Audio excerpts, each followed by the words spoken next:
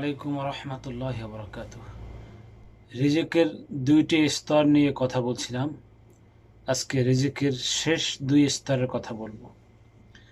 রিজিকের সর্বোত্তম স্তর হচ্ছে পুণ্যবান স্ত্রী এবং পরিশুদ্ধ নেক সন্তান,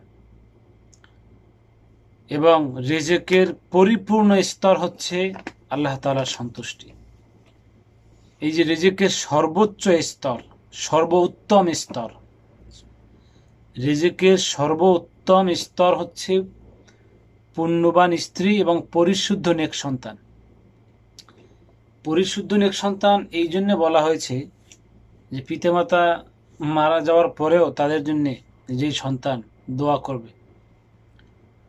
আর সন্তান যদি হয় অন্য লাইনের, তাহলে দোয়া করবে কিভাবে?